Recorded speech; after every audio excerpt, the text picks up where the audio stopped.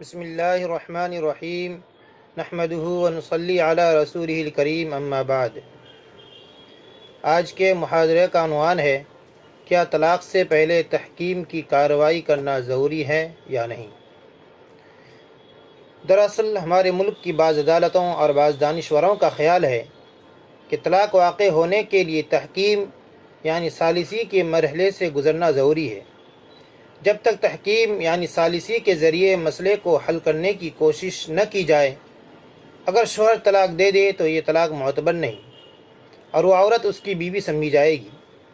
اس سلسلے میں قرآن کریم آیت کی سورہ نساء کی آیت نمبر 34 اور 35 پیش کی جاتی ہے، جو اس طرح ہے: الرجال قوامون علی النساء بما فضل اللہ بعضهم علی بعض وبما انفقوا من اموالهم فالصالحات قانتات حافظات للغیب بما حفظ اللہ واللاتی تخافون نشوزهن فعظوهن وهجروهن في المضاجع واضربوهن فإن أطعنكم فلا تبغوا عليهن سبيلا إن الله كان عليا كبيرا وإن خفتم شقاق بينهما فابعثوا حكما من أهله وحكما من أهلها إن يريدا إصلاحا يوفق الله بينهما ان اللہ کا علیما خبیرا ان اللہ کان علیما خبیرا۔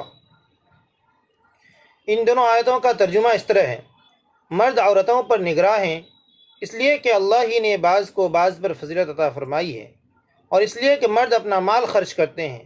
پس نیک عورتیں وہ ہیں جو فرما بردار ہیں اور اللہ کی حفاظت سے مرد کی عدم موجودگی میں اپنی عزت و آبرو اور مال و اولاد کی حفاظت کرتی ہیں۔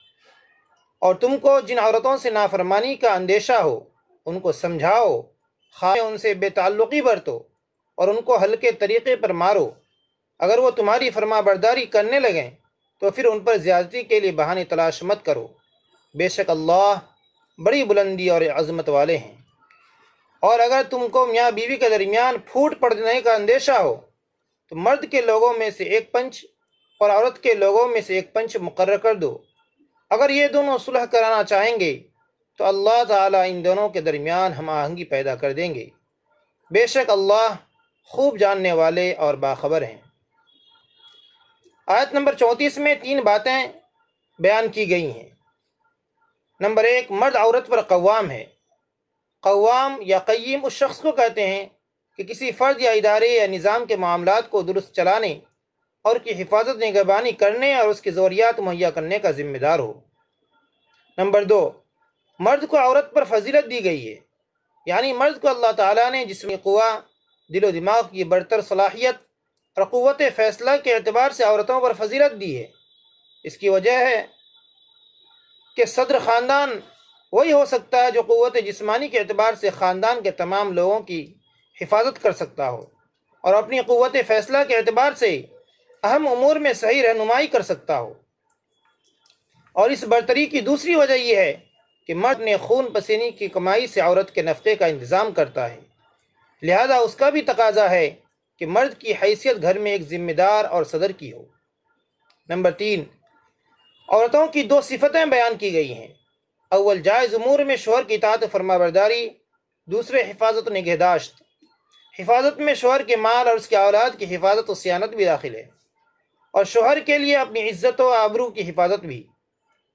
آیت نمبر 35 میں بیان کیا گیا ہے کہ اگر بیوی واقعی نافرمانی پر آمادہ ہو اور ایسی باتوں میں شوہر کی نافرمانی کرتی ہو جن میں شرعاً شوہر کی اطاعت واجب ہے، تو یہ درست نہیں کہ پہلے ہی مرحلے میں نکاح ختم کر دیا جائے یا بیوی کو اپنے گھر سے نکال دیا جائے، اس کو میکے میں بھیج دیا جائے یا اس کا کھانا پینا بند کر دیا جائے، بلکہ ضروری ہے کہ اصلاح و مفاہمت کے ذرائع استعمال کیے جائیں۔ اصلاح و مفاہمت کے 4 طریقے بیان کیے گئے ہیں۔ اول، محبت اور نرمی سے پند و نصیحت کی جائے۔ یہ کافی نہ ہو اور زبان سے کام نہ چلے تو چند دنوں کے لیے ہم بستری ترک کر دی جائے۔ اس سے بھی اصلاح نہ ہو سکے تو چند دنوں کے لیے تو اللہ تعالیٰ نے معمولی سرزنش کرنے کی بھی اجازت دی ہے۔ گو کہ بیوی پر ہاتھ اٹھانا اچھی بات نہیں ہے، رسول اللہ صلی اللہ علیہ وسلم نے اس کو بہت ہی مذموم عمل قرار دیا ہے، لیکن طلاق کی نوبت آنے اور نکاح ختم کر لینے سے بہتر ہے کہ معمولی سرزنش سے کام چلا لیا جائے۔ البتہ اس سرزنش میں بھی 2 باتوں کی رعایت ضروری ہے۔ اول یہ کہ عورت سے واقعی کوئی قابل سرزنش فعل واقع ہوا ہو، دوسرے سرزنش بہت ہی معمولی ہو، تکلیف دینا ہو۔ رسول اللہ صلی اللہ علیہ وسلم نے اس کی تاکید فرمائی ہے، یعنی جسم پر ورم نہ آئے، نشان نہ پڑے، اہانت آمیز انداز نہ ہو۔ گویا مقصود مارنا نہیں بلکہ احساس دلانا ہے کہ اس کی سرزنش کی گئی ہے۔ اگر ان تدابیر سے بیوی کے رویے میں تبدیلی آ جائے تو پھر خواہ مخواہ اس کے پیچھے بھی نہیں پڑنا چاہیے۔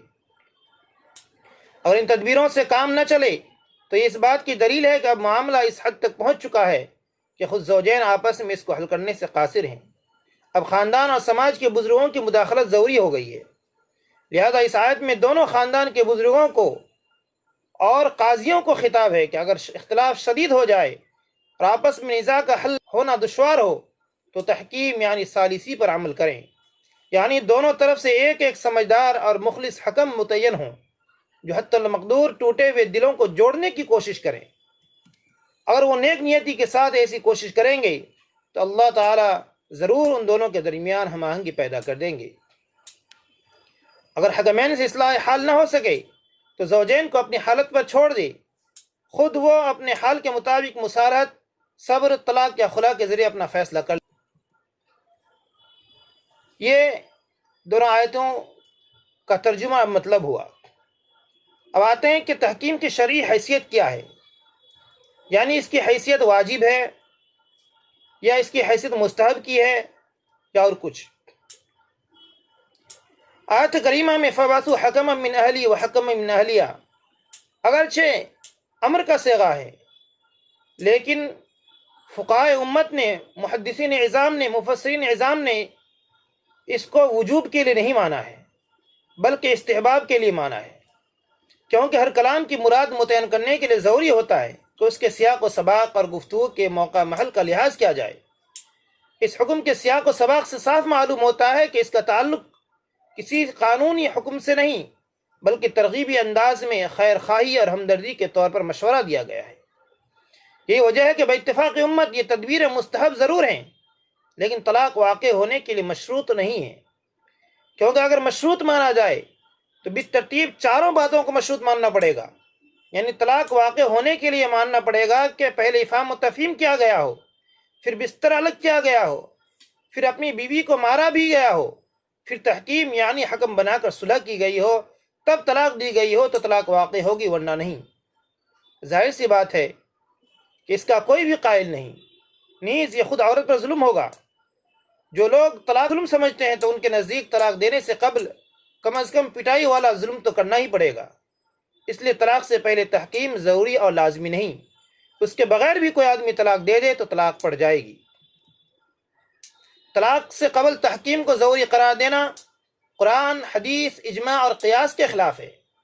جن آیات کریمہ میں صراحتاً طلاق کا ذکر ہے ان کے سیاق و سباق میں کہیں بھی تحکیم مذکور نہیں ہے، جیسے سورہ بقرہ میں آیت نمبر 229 اور 230 میں، اور سورہ طلاق آیت نمبر 1 میں طلاق کا ذکر ہے، لیکن تحکیم کا دور دور تک کوئی ذکر نہیں، اور جس آیت میں تحکیم کا ذکر ہے اس میں طلاق کا کوئی ذکر نہیں۔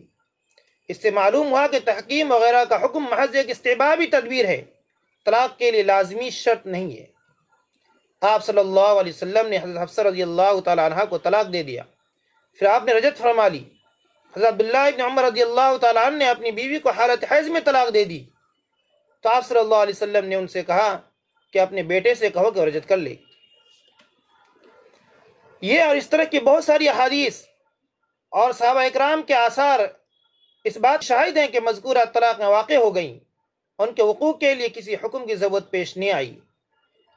معلوم ہوا کہ تحکیم کا حکم استحبابی ہے، وجوبی اور لازمی نہیں۔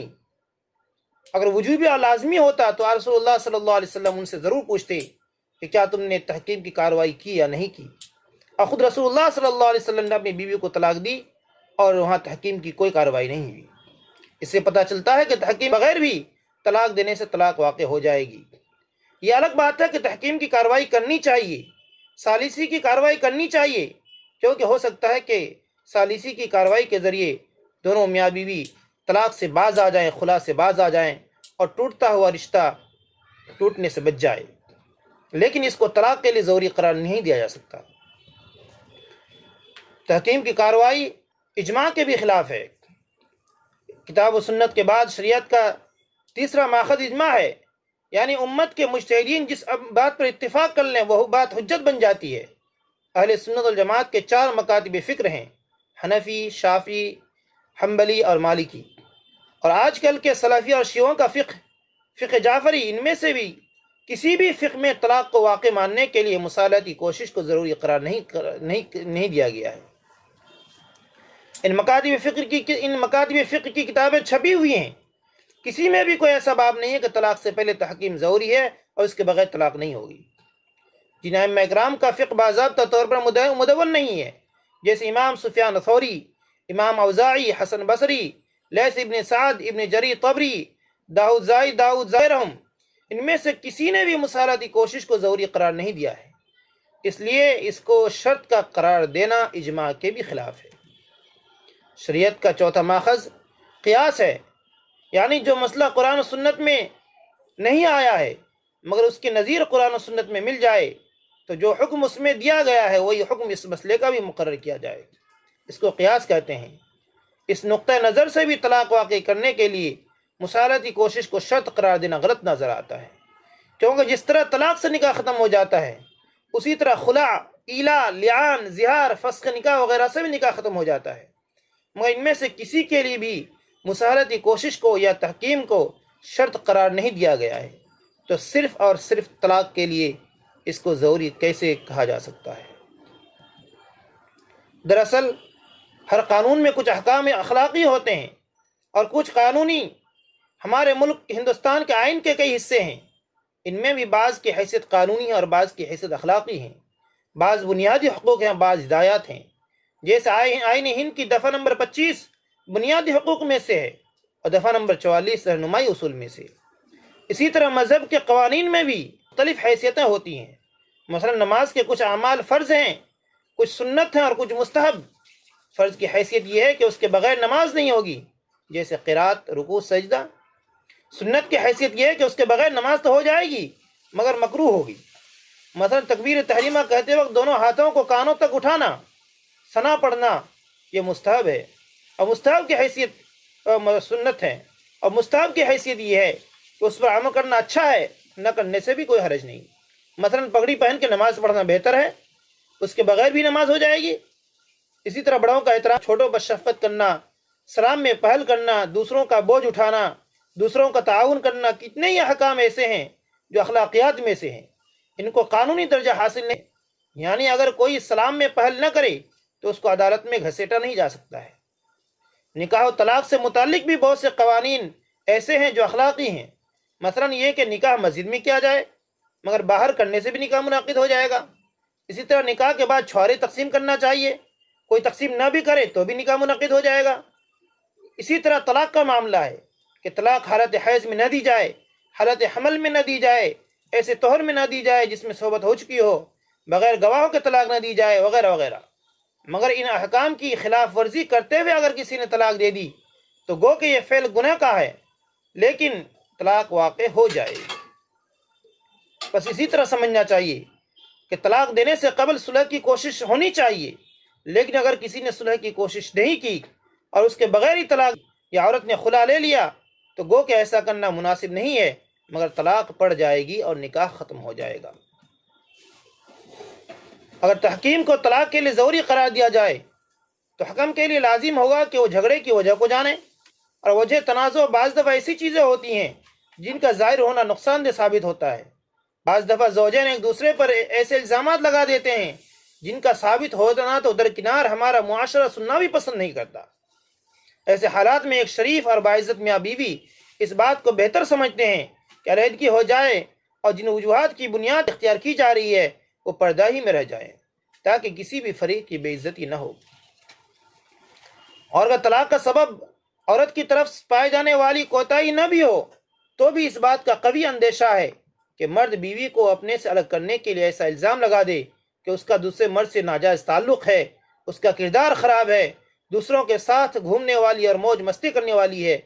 پس جب سماج میں یہ بات پہنچے گی کہ فلانا عورت بد کردار ہے، بد اخلاق ہے، بد زبان ہے اور نافرمان ہے، تو غور کیجئے کوئی اس کو اپنی بیوی یا بہو بنانے پر تیار ہوگا؟ ہرگز نہیں ہوگا۔ یا عورت مرد سے چھٹکارا حاصل کرنے کے لیے یہ الزام لگا دے کہ وہ غلط طریقے سے صحبت کرتا ہے، اگر اس طرح کی باتیں باہر آ جائیں تو معاشرے میں دونوں کی بدنامی ہوگی اور دونوں کا دوسری شادی تو درکنار معاشرے میں جینا مشکل ہو جائے گا۔ اس لیے تحکیم کو علیحدگی کے لیے لازم و ضروری قرار دینا زوجین کے مفادات کے بھی خلاف ہے۔ اس کے بغیر بھی اگر طلاق دے دی جائے تو طلاق پڑ جائے گی، گو کہ طلاق یا خلا سے پہلے تحکیم کی کارروائی استحبابی طور پر ضرور کرنی چاہیے۔